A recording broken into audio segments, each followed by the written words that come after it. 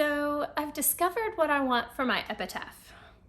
No, I'm not dying, at least not any faster than anybody else. I just think about things like this. I read it in this passage in Mark chapter 14, verses 3 through 9. And while he was at Bethany in the house of Simon the leper, as he was reclining at table, a woman came with an alabaster flask of ointment of pure nard, very costly, and she broke the flask and poured it over his head. There were some who said to themselves indignantly, "Why was the ointment wasted like that? For this ointment could have been sold for more than 300 denarii and given to the poor." And they scolded her. But Jesus said, "Leave her alone. Why do you trouble her? She has done a beautiful thing to me.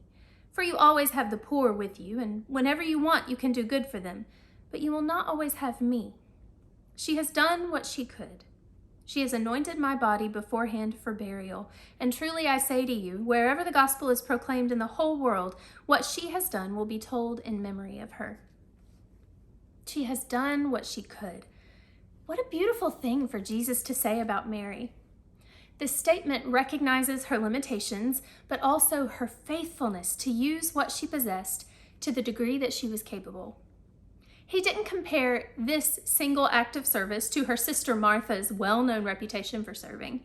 He didn't join those who scolded her for wasting her gift instead of using it in a more practical way. He didn't hold her up to some impossible standard. Instead, he honored her humble, costly, loving offering with the recognition that she had done the very thing that was within her grasp, the one meaningful thing that lay within her realm of possibility, and that nothing more could be asked of her. I don't know about you, but sometimes I'm kept awake at night by a litany of failures. Other nights I feel the burden of not knowing how to respond to overwhelming needs in this world. I am sorely aware of my limitations. As I read this passage, though, I could hear the Spirit asking me, as God asked Moses from within the burning bush, "What do you have in your hand? What is the one thing in my possession? What is my breaking and pouring out? What fragrance from my hands can fill this space? What is my offering?" I cannot compare what rests in my hands with what others possess. What I have is mine, be it little or much, and only I can steward what I have. These are joyous, comforting thoughts to me.